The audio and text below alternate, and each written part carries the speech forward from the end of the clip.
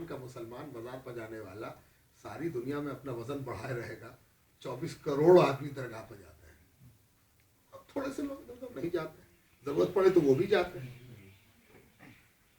ابھی درگاہ پر مزار پر جانا, قبرستان میں جانا, تو جو طریقہ پوری دنیا کے مسلمانوں میں رائج ہے, ترکی والوں کو بھی ہم نے قل پڑھتے ہوئے دیکھا, ہم نے جارڈن والوں کو قل پڑھتے مدینہ منورہ میں باضابطہ قل کی مجلسیں سجتی ہوئی دیکھی, اس بار بھی دیکھی قل ہو رہا ہے, وہی طریقہ جو ہم لوگ. تو ہم نے ایک چیز مارک کی کہ بزرگوں نے جن روایات اور جن احادیث یا جن خبروں کے تحت قل اور فاتحہ کا جو طریقہ ہمارے یہاں مروج ہوا, اس میں آپ غور کیجئے گا, سب سے اسٹینڈرڈ طریقہ یا منیمم طریقہ یہ ہے کہ چاروں قل پڑھا جائے. بچہ اس کو جو چاروں قل پڑھا.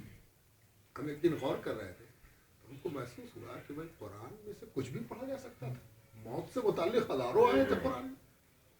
ہم تو کبھی کبھی یہ بھی کہتے ہیں کہ کوئی صفحہ ایسا نہیں ہے جس میں بالواسطہ یا بلا واسطہ موت نہ آ گئی. کہیں بالواسطہ آ گئے, کہیں بلا واسطہ, کہیں آخرت کے ذکر کے تحت آ گئی, کہیں مسیر کے تحت آ گئے, کہیں ترجعون کے تحت آ گئے, کہیں تردون کے تحت. موت کا ذکر کہیں نہ کہیں قرآن میں آ گیا ہے, ہر صفحے میں. تو موتا کے پاس جا رہے ہیں تو موت کی آیت نہ پڑھتے, یہ چاروں قل میں تو کوئی موت نہ ہے, تب یہ چاروں قل کیوں پڑھوایا گیا؟ اسی لیے کہ نہ تو جانے والے کو کوئی اشتباہ رہے کہ شرک ہوگا, اور نہ سننے والے کو کہ جو نہیں آیا ہے لیکن معلوم ہوا ہے کہ قبر پر گیا ہے, تو جا کے اس نے کیا کیا, قل هو اللہ پڑھا, قل یا ایھا پڑھا, قل اعوذ برب الفلق پڑھا, قل اعوذ برب الناس پڑھا, جو سراسر توحید ہے. توحید کے علاوہ کچھ ہے ہی نہیں. یہ بھی ایک بڑا کام ہے بزرگوں کا کہ مزار تک اگر آدمی گیا تو پہلے اس نے تجدید توحید کی, کھڑے ہو کے کی, اللہ رب العزت کی توحید بیان کیا. اور توحید کا یہ مقام شاید کسی کو نصیب نہیں ہے کہ ہم قبر پر جا کے گویا اس بات کی سب سے پہلے تجدید کرتے ہیں کہ جس کی قبر پر آئے ہیں وہ مخلوق ہے, خالق وہ ہے جو کبھی مرتا نہیں ہے.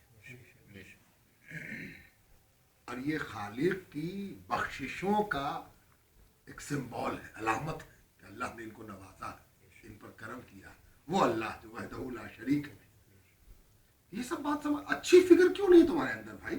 تم تو کہتے ہو کہ فاتحہ کا جو طریقہ ہے وہ شرک کی پاسبلٹی کو ختم کرتا ہے, امکانات کو ذبح کرتا ہے. کہ نہیں بھائی فاتحہ پڑھائے تو شرک کہاں سے کرے گا, یہ تو چاروں قل پڑھ رہا ہے. ایک سوال اٹھتا ہے کہ فاتحہ میں تم کو اعتراض ہے, سوچو تو ذرا, فاتحہ تو خود رد شرک ہے اگر غور کرو تو. اچھا, مخدوم جہاں نے ایک بات لکھی ہے کہ اگر کسی قبر پر جائے تو پہلے 10 بار چوتھا کلمہ پڑھے, 10 بار چوتھا کلمہ پڑھے. ہم نے اس پر بھی غور کیا, ہم نے چوتھا کلمہ اس میں تو ہے کہ یحیی و یمیت وہو حی لا یموت. تو اب بچا کچھ بھائی, وہ ہم اس اللہ کی تعریف کرتے ہیں, مدح و ثنا کرتے ہیں, حمد و ثنا کرتے ہیں کہ جو ہمیشہ کا زندہ ہے, کبھی مرتا نہیں. یہ کہاں کہہ رہے ہیں؟ تو یہ سب توحید ہے, سب شرک سے بچانے والی چیز. لیکن اب کیا کہا جائے, بدگمانی. تو یہاں تک عالم ہو گیا ہے کہ بدر گئے اس بار, ہم پہلی بار ہم بدر گئے, تینوں حج میں ہم بدر نہیں جا سکے تھے. اس بار موقع مل گیا, ایک شخص تھے یمبو کے, گاڑی لے کے آگے مدینہ منورہ, اللہ ان کو جزائے خیر دے. 250 کلومیٹر چل کے آئے, 250 کلومیٹر لے کے ہم کو یمبو اپنے گھر گئے, رات وہیں گزارا ہم نے. پھر فجر کی نماز کے فوراً بعد ہم لوگ روانہ ہوئے, بدر آیا, بدر سے پھر مدینہ آیا. بیچارے کو آنے جانے میں 1000 کلومیٹر اس آدمی نے گاڑی چلائی 24 گھنٹے میں. اور اطمینان سے 2 گھنٹے ہم لوگ پہنچتے رہے اور آتے رہے. تو بدر کے میدان میں پہنچے. آپ کا بدر جانا ہوا ہے؟ خیر, بدر گئے. کیا بتاؤں صاحب, کیا جگہ ہے, سبحان اللہ. جہاں بدر کی لڑائی ہوئی ہے جگہ قبرستان, جس میں صحابہ تقریباً 17 صحابی اس میں شہید ہوئے تھے, تو وہ سب وہاں دفن ہیں. عجیب منظر, ہوا کا عجیب جھونکا. جمعے کا دن تھا, ہم لوگ جلدی تھی مدینہ منورہ واپس آنا تھا.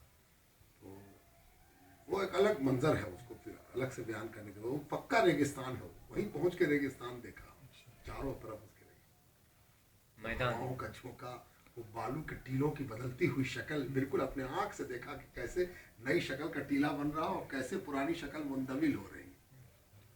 और हैरत की बात ये थी कि बदर में अच्छी आबादी लगी मकानात से, लेकिन एक आदमी नजर ना आया। सब पता नहीं कमरे के अंदर था, ताला बंद किए हुए